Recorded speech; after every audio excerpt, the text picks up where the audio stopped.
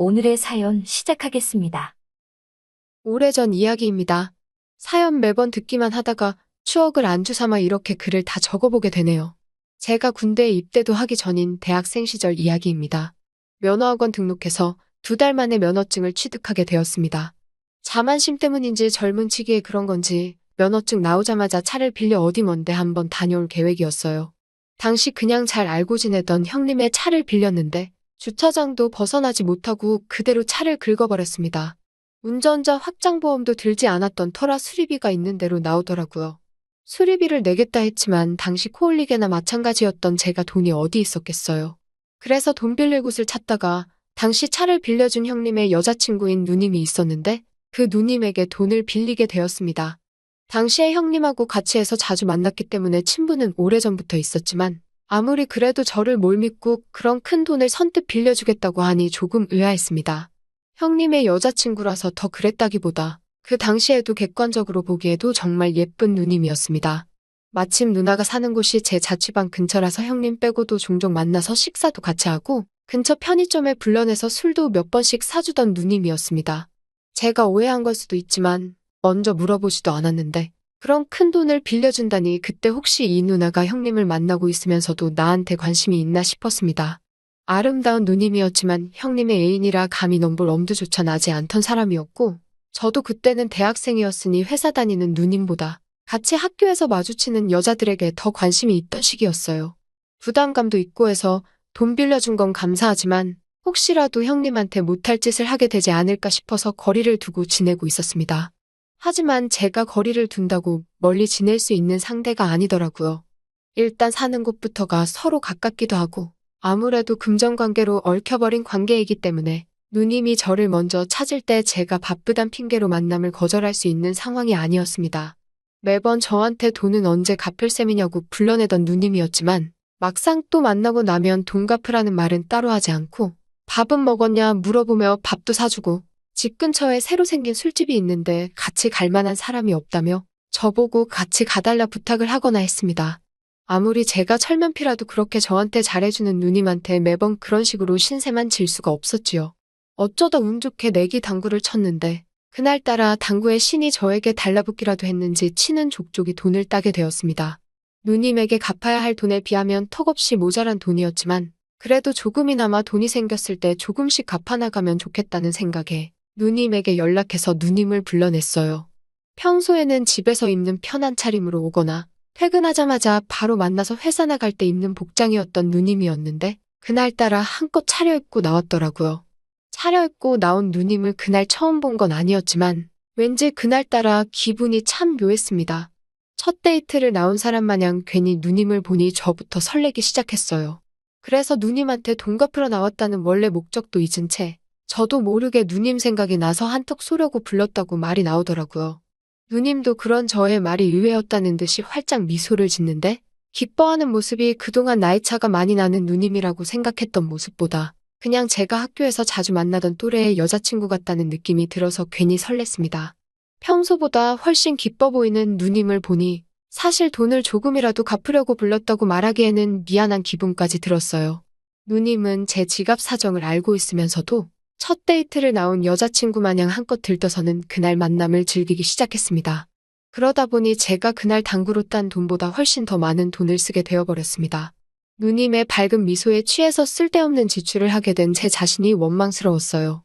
그때부터 몇 가지 고민이 머릿속에 오고 가기 시작했습니다. 원래도 제 자취방 근처에 살던 누님이었으니 그날 하루를 신나게 즐긴 누님을 집까지 바래다 주겠다고 하는 길에 5만 가지 생각이 오고 가며 말을 할까 말까 고민하던 차였습니다. 그리고 현관문을 열고 들어가려던 누님을 불러세워서 결국 솔직하게 털어놓았습니다. 사실 오늘 불러낸 이유가 돈을 조금씩이라도 갚으려고 한 거였는데 생각보다 지출을 너무 많이 하게 되었다고. 그래서 정말 미안한 말인데 오늘 같이 놀면서 쓴 돈을 제가 갚아야 할 돈에서 까줄 수 있느냐고 물어봤어요. 저의 염치 없는 질문에 누님이 기분이 상해 실망했다는 느낌이 역력했습니다.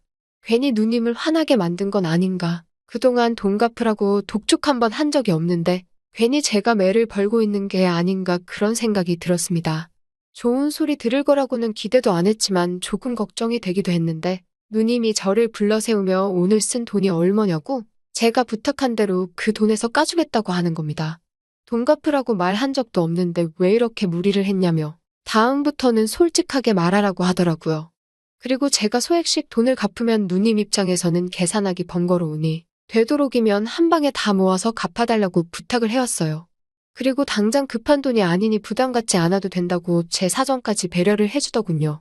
그때는 참 누님의 마음 씀씀이에 감사한 마음까지 들었는데 그때는 제가 지금보다 더 철들기 전이기도 하고 호의가 계속되면 그게 당연한 건 줄 안다고 했나요? 누님이 돈을 천천히 갚아도 된다기에 처음에는 저도 조금씩 저축을 하고 있었는데 이런저런 이유로 모으고 있던 돈을 조금씩 빼서 쓰다 보니 갚아야 할 돈이 있다는 사실조차 잊은 채 결국 그나마 모으고 있던 돈도 노는데 다 써버리고 말았습니다. 그때쯤부터 그래도 양심은 남아있는지 죄책감이 들어서 자연스럽게 누님을 멀리하게 되었어요. 근처에 살아서 저를 자주 불러내던 누님이었는데 시험이다 바쁘다 이런저런 핑계를 대면서 누님을 멀리 피하게 되더라고요. 그러다 누님의 태도가 바뀌기 시작한 건 평소처럼 저한테 퇴근하고 밥이나 먹자던 누님의 부탁을 시험 때문에 바쁘다고 거절하고 근처 대학가에서 친구들과 길거리 지나가는 여자들 전화번호를 물어보며 돌아다니고 있을 때였습니다. 지나가는 여자를 불러세워 전화번호를 물어본다고 불러세운 사람이 다른 사람도 아니고 바로 그 누님이었어요. 누님은 시험 때문에 바쁘다더니 이게 시험 공부를 하고 있는 거냐고 잔뜩 실망한 눈치였고 그때부터 누님이 저를 대하는 태도가 180도 달라졌습니다. 제가 누님한테 지은 죄가 있으니 그날 이후로는 누님이 하는 말에 절대 복종을 하게 되었어요. 누님은 그때부터 저에게 이런저런 사소한 부탁들을 하기 시작했습니다. 부탁이 못 들어줄 정도로 어려운 게 아니었고 자잘한 잔심부름 같은 게 전부였습니다. 괜히 오밤중에 불러내서는 비타민 음료를 사오라고 한다던가 집에 와서 못질을 하고 가라던가 하는 어이없는 부탁들이 전부였어요. 그런 어이없는 부탁도 거절할 수 없었습니다. 일단 누님이 저한테 기분이 상해서 돈을 내놓으라고 하면 당장 그 돈을 구할 능력이 되지도 않았기 때문에 최대한 누님의 심기를 건드리지 않으려고 원하는 대로 다 해주려고 노력했습니다. 어쩔 때는 누님이 사는 집까지 저를 불러내서는 그냥 한번 불러봤다며 이제 가보라고 저를 똥개훈련하듯이 대한 적도 있습니다. 그때쯤부터는 저도 기분이 조금 나쁘기는 했지만 그래도 누님의 뜻을 거역할 수는 없었지요. 한동안 누님의 그런 잔심부름에 시달리던 열대야 때문에 뜨거워서 잠 못 이루던 어느 여름밤이었습니다. 에어컨 요금이라도 아껴볼 생각에 집에서 부채질하면서 버텨내고 있었는데 누님에게서 전화가 왔어요. 너무 더우니까 자기 집으로 세계 맥주 몇 캔 사가지고 오라고 말입니다. 저도 엄청 더위를 타고 있던 상황이었는데 누님이 맥주 이야기를 하니 평소에는 먹어도 별로 취하지 않아서 좋아하지도 않던 맥주였는데 맥주가 시원하게 제 목을 넘어가는 걸 생각하니 참을 수가 없더라고요. 그래서 염치불구하고 누님한테 조금 넉넉하게 사가도 되냐고 저도 조금 마시고 싶다고 솔직하게 이야기했어요. 누님은 저의 말에 딱히 대답이 없었습니다. 그런데 저도 시원한 맥주 생각에 더 이상 더운 걸 참지 못하겠고 죽이 되든 밥이 되든 일단 맥주를 누님이 사오라고 했던 것보다 더 많이 사가지고는 누님이 누님 돈으로 계산해주면 계산해주는 거고 아니면 그냥 내 돈으로 사 먹은 셈 치자고 할 생각으로 편의점 냉장고에 있는 세계 맥주를 거의 종류별로 하나씩 전부 집어가지고 누님의 집으로 향했습니다. 누님의 집 앞에서 도착했다고 연락을 해도 도통받을 생각이 없길래 누님의 집 앞까지 찾아갔어요. 초인종을 누르니 누님이 문을 빼꼼 열고 저한테 왔냐고 물어보는데 문 틈을 보니까 누님이 혼자 있는 게 아니라 누님 친구하고 이미 술자리를 벌이고 있던 상황이더라고요. 저한테 심부름을 시킨 건 저랑 술을 마시고 싶어서가 아니라 더운 날 모자란 술을 사러 가기 귀찮으니 저를 불러내서 사오라고 시켰다는 생각이 들었습니다. 그때 저는 속으로 누님이 더 이상 저한테 관심이 있거나 그런 게 아니고 그냥 돈 얼마 빌려준 걸 빌미로 부려먹으려고 한다는 생각밖에 들지 않았습니다. 그날 저에게 실망해서 저한테 못되게 군다는 생각이 들었어요. 누님은 제 손에 들려있는 봉지를 낚아채듯 가져갔는데 아무리 거리가 가까웠어도 저도 더위를 참으며 맥주 사들고 걸어온 거리가 있었기 때문에 이대로 돌아갈 수는 없다는 오기가 생겨서 문틈을 비집고 들어가 누님의 집 안으로 들어갔습니다. 술자리에 같이 있던 누님의 친구는 누님의 미모에 비할 바는 아니었지만 다들 한가닥 하는 미모를 자랑하고 있었습니다. 술을 얼마나 마신 건지 둘 다 얼굴이 시뻘개져서는 어느 정도 맛이 가 있는 상태였습니다. 무더위에 걸맞는 한 줌도 안 되는 옷들을 입고 술을 마시고 있는데 막상 오기가 생겨서 집 안으로 들어왔지만 두 미녀를 사이에 두고 있으니 어디다 눈을 두어야 할지도 모르겠고 긴장이 되기 시작했어요. 두 사람은 아직 애송이인 저를 놀리기 위해서 그런 건지 아니면 제가 오기 전부터 나누던 이야기인지는 모르겠지만 남자인 제가 듣기에 조금 민망한 이야기를 나누고 있었습니다.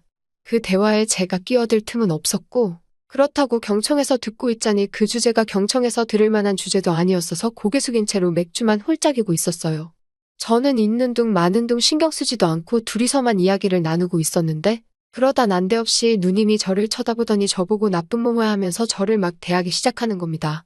솔직히 돈 빌려준 게 있어서 제가 누님 말에 별 반응은 못했지만 정말 저보고 돈도 없는 게 어쩌고 하면서 깔보고 무시하는데 자존심이 조금 상하기 시작하더라고요.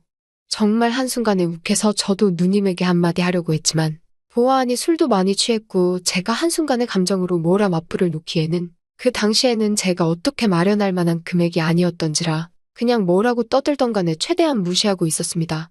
안 듣고 있으니 누님이 혼자 열이 받아서는 저한테 쌍시옷 들어가는 말을 하면서 왜 말을 안 듣냐며 너는 내가 시키는 대로 해야 되는 거 아니냐고 막말을 하더라고요.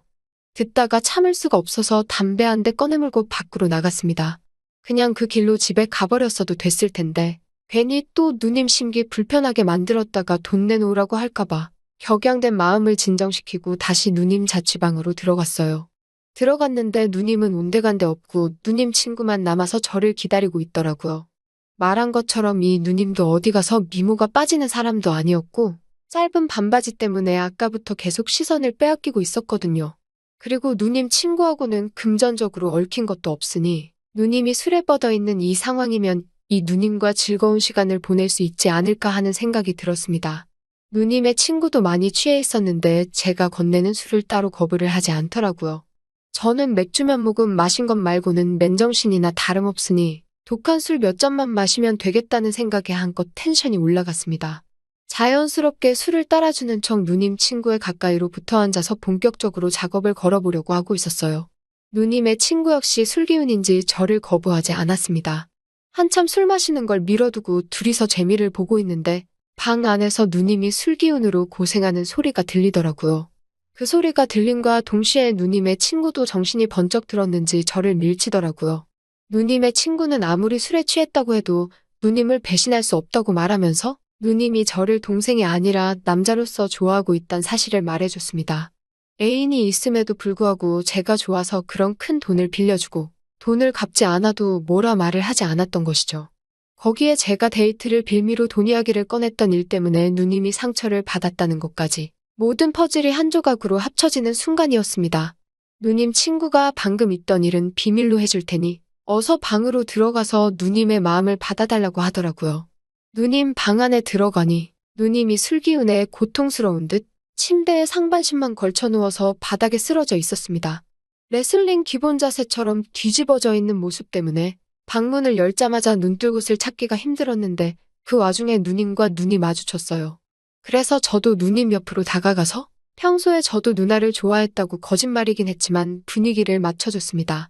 누님은 밖에 자기 친구가 있다는 것도 잊은 건지 그 길로 곧바로 저한테 달려들었어요. 제가 누님한테 진정하라고 밖에 누님 친구분 계신다고 말하니 그럼 친구도 같이 하자 그러라고 말도 안 되는 억지를 쓰고 있더라고요. 다행히 그렇게 몇 번 누님을 달래니 올라오는 술기운을 이기지 못하고 잠들어 버렸습니다. 누님 친구도 누님이 잠든 걸 확인하고는 아침에 일어나면 잘해주라고 말하고 자기는 집에 가겠다고 하더라고요. 밤길인데 발에다 준다고 하니 제가 한 말이 늑대나 다름없는데 저를 어떻게 믿겠냐고. 그리고 자기도 아까 하다가 말아서 아쉬운 상황이라 어떻게 될 줄 모른다고 농담을 하고는 콜택시를 불러서 집으로 돌아갔습니다. 그리고는 다음 날 아침에 술 깬 누님하고 거의 애인 사이처럼 지냈습니다. 제가 군대 갈 때까지 누님의 애인인 형님 몰래 만났어요. 면회도 몇 번 와주고 그랬는데 언제부터 연락도 안 되고 면회도 안 오더군요. 전역하고 나서도 연락이 닿지를 않았고 혼자 살던 자취방까지 찾아갔는데 누님은 이사를 간 건지 온데간데 없었습니다. 알고 봤더니 형님한테 저랑 만나는 걸 들켜서 된통 당한 것 같더라고요. 다행히 형님이 저를 어떻게 하려고 학교까진 찾아오지 않았습니다. 당장 누님이 아쉽긴 했지만 어쨌든 저는 돈도 안 갚았고 좋은 시간 많이 보냈으니 더는 욕심부리지 않고 그녀를 놓아줬어요. 지금은 이렇게 어엿한 사회인이 돼서 그때 갚아야 할 만큼의 돈을 한 달이면 벌고 그 사고를 냈던 차종과 같은 차종을 끌고 다닙니다. 가끔은 그래서 차 탈 때마다 그 누님이 그렇게 생각이 날 때가 있어요. 어디서 잘 지내고 있으면 좋겠네요. 또 찾아주셔서 감사합니다. 매일 새롭고 흥미로운 사연으로 찾아뵙겠습니다. 구독과 좋아요 잊지 마시고 다음 사연으로 다시 찾아뵙겠습니다. 감사합니다. 들꽃 야담을 찾아주신 여러분 안녕하세요. 구독, 좋아요 꼭 눌러주실 거지요? 이야기 시작합니다. 조선 영조 임금 때 서울 남대문 최씨 성을 가진 영수라는 선비가 살고 있었습니다. 영수는 아버지의 엄한 가정교육에 자신의 생각이나 의견 따위는 한 번도 말해보지 못하고 무엇이든지 아버지의 말에 순종하며 사는 착한 아들이었지요. 최영수의 집은 매우 가난하여 작은 집은 금방이라도 무너질 듯하였고 쌀독도 자주 비어 굽는 날이 많았지요.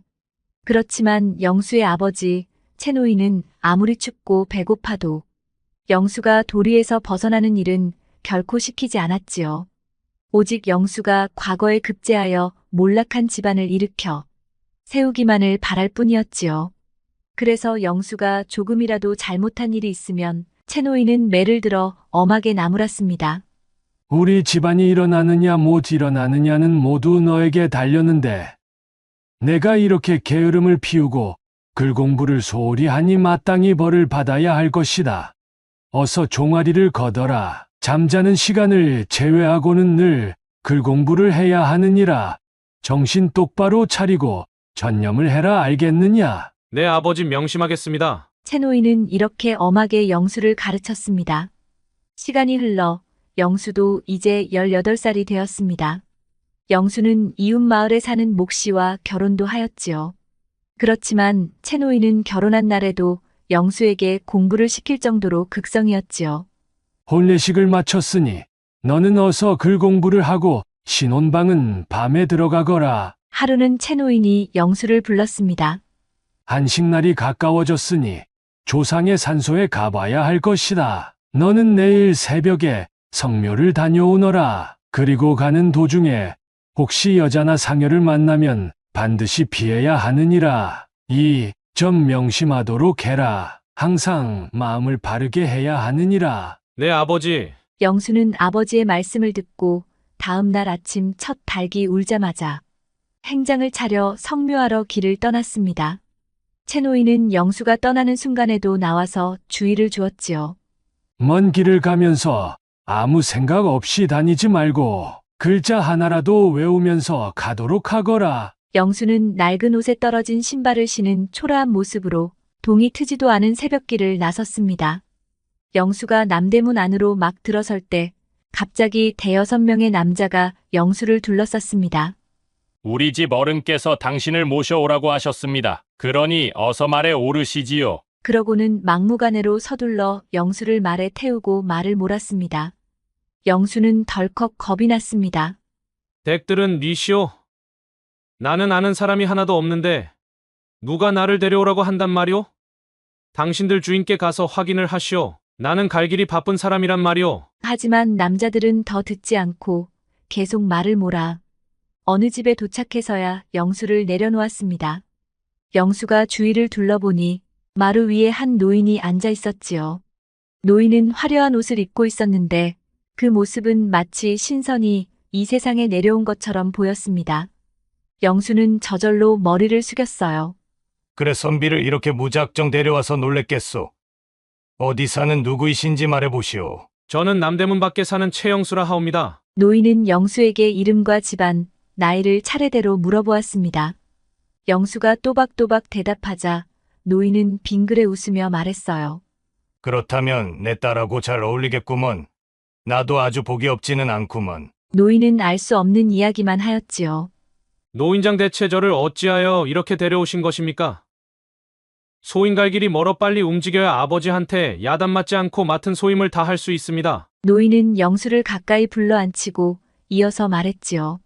그 소임이 뭔지는 모르겠으나 얘 이야기부터 듣고 천천히 해결해 주겠소. 내 집안은 대대로 역관을 지냈기에 아주 부유하지. 부러울 것은 하나도 없는데 다만 자식이 딸 하나라는 것뿐이라네. 그런데 그 딸이 시집갈 날을 잡은 상태에서 그만 신랑이 죽고 말았네. 다시 시집을 보낼 수 없는 나라의 제도 때문에 딸은 3년 동안이나 혼자 살 수밖에 없었다네. 그런데 며칠 전 내가 마당에서 산책을 하다가 갑자기 딸의 흐느끼는 소리가 들려오더군. 제 딴에는 남 몰래 조용히 울고 싶었던 모양인데 그 눈물 섞인 울음이 마당을 가득 메우며 내 가슴을 파고들었지. 그 소리가 얼마나 구슬펐던지 듣는 나조차 창자가 끊어질 듯한 고통이 느껴지더구먼. 내 딸이 저리도 마음이 아픈데 아무리 좋은 음식을 먹고 아무리 값비싼 옷을 입어 무슨 소용이 있겠나. 그 무엇도 그 아이의 아픔을 덮어주지 못하더이다. 그래서 하루라도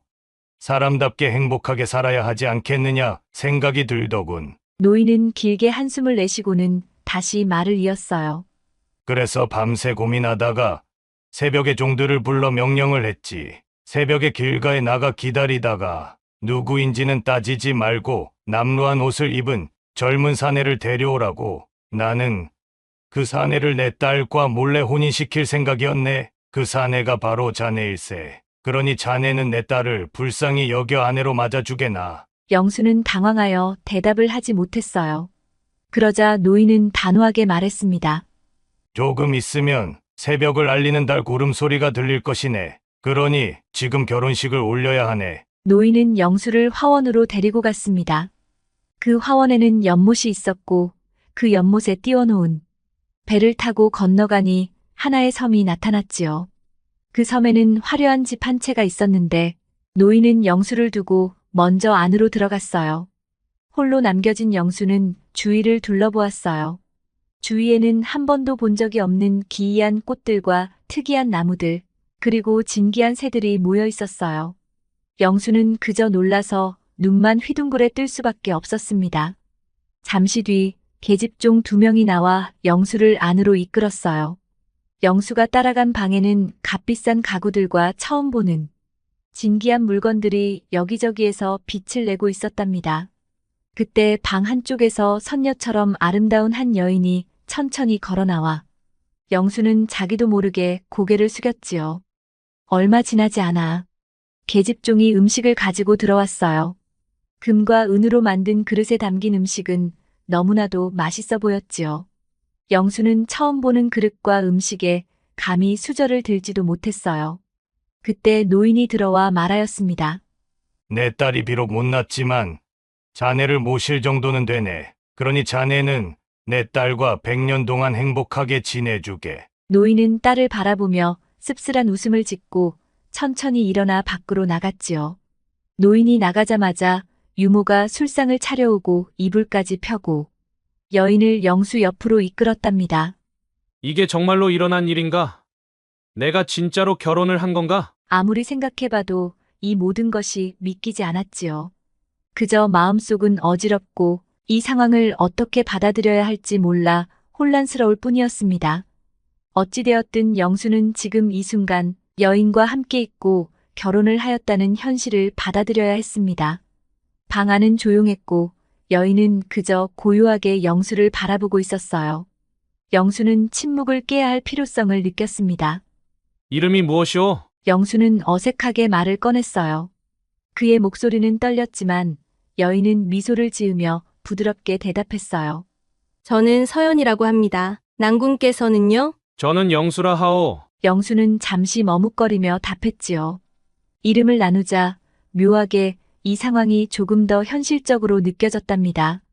두 사람은 처음 만난 사이지만 이제는 부부가 된 관계였지요. 영수는 여인과 대화를 이어가야겠다는 생각이 들었습니다.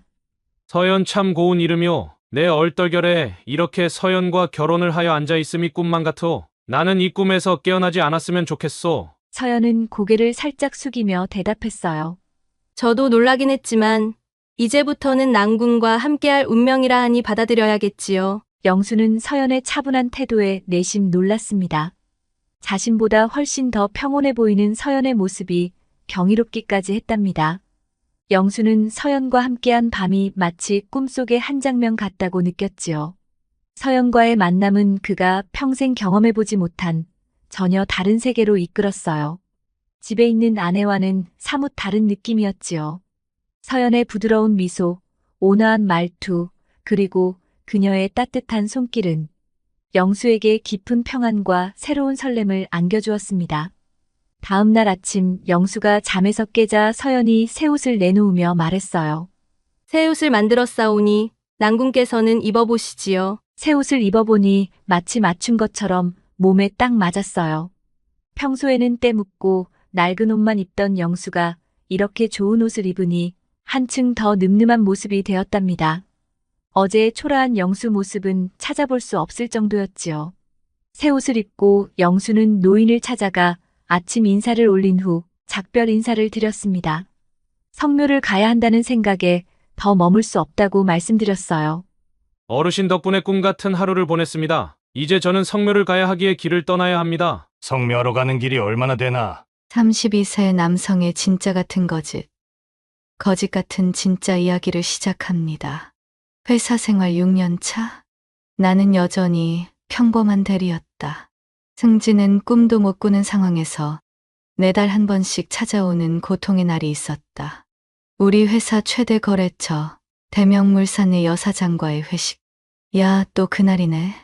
오늘 김대리 피곤하겠다. 팀장이 내 어깨를 툭툭 치며씩 웃었다. 모두가 알고 있었다.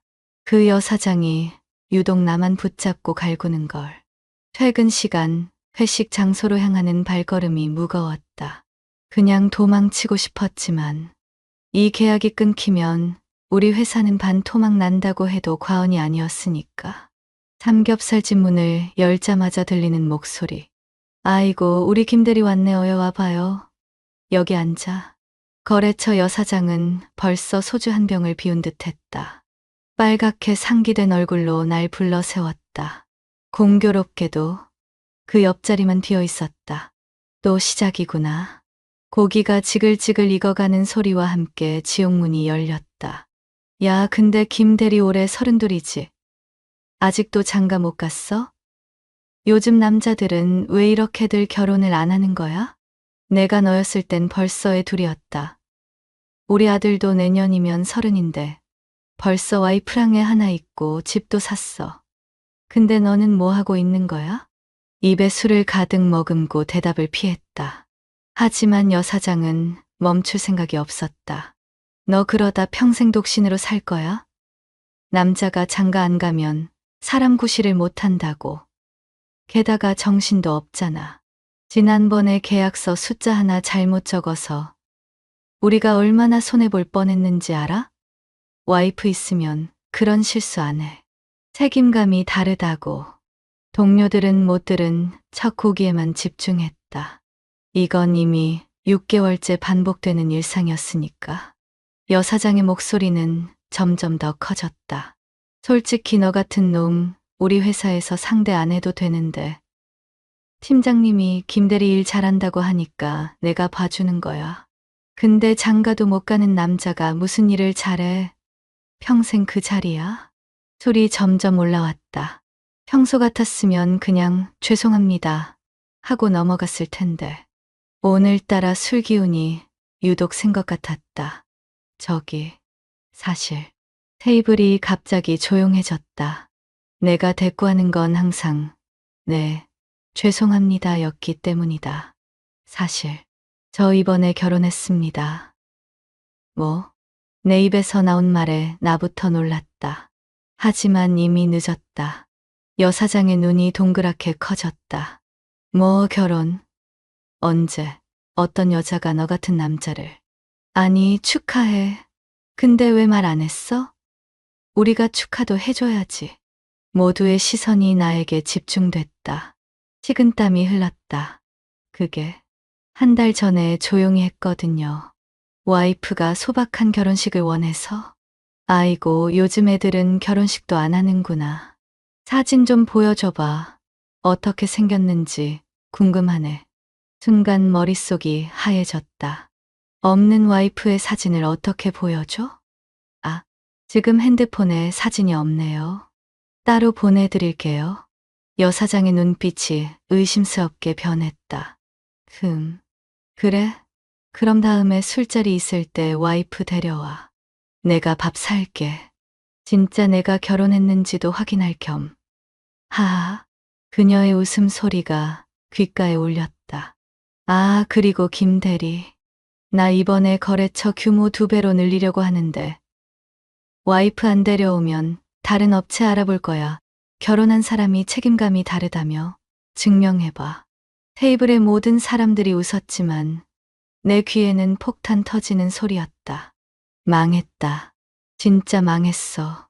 술자리가 끝나고 집에 가는 대신 평소 자주 가던 골목 이자카야로 향했다. 회사에서는 아무도 모르는 나만의 작은 도피처였다. 어서 오세? 오빠 표정이 왜 그래? 무슨 일 있었어? 좁은 가게 안쪽에서 반가운 얼굴이 보였다. 5년째 단골로 다니는 이 집의 여사장. 나보다 3살 어린 30짜리인데 기본적으로 손님한테 반말을 하는 친근한 스타일이었다. 망했어요, 사장님. 테이블에 고개를 파묻고 맥주를 들이켰다. 그녀는 내 옆에 앉아 공감하는 표정으로 맥주잔을 채웠다. 무슨 일인데? 또 회사야? 한숨을 깊게 내쉬며 오늘 있었던 일을 모두 털어놨다. 없는 와이프를 만들어낸 것부터 다음 술자리에 데려와야 한다는 압박까지. 아, 내가 왜 그런 말을 했을까? 이제 어떡해요? 와이프가 없다고 말하면 계약 끊길 수도 있고, 그러면 내가 회사에서 잘리는 건 시간 문제고. 그녀는 잠시 생각에 잠기더니 갑자기 무언가 떠올랐다는 듯이 눈을 반짝였다. 야, 근데 요즘 이런 서비스 있잖아. 가족 렌탈 같은 거. 결혼식 하객도 빌려주고, 애인 역할도 해주고. 내 친구가 그런 일 한 적 있는데. 진짜요? 그런 게 있어요? 당연하지. 요샌 뭐 다 있어. 찾아봐. 렌탈 와이프 같은 키워드로. 순간 희망이 보였다. 집에 돌아와 바로 검색했다. 정말로 있었다. 일일 동행 서비스 연인, 배우자, 가족 역할 대행 같은 키워드의 사이트들이 여럿 나왔다.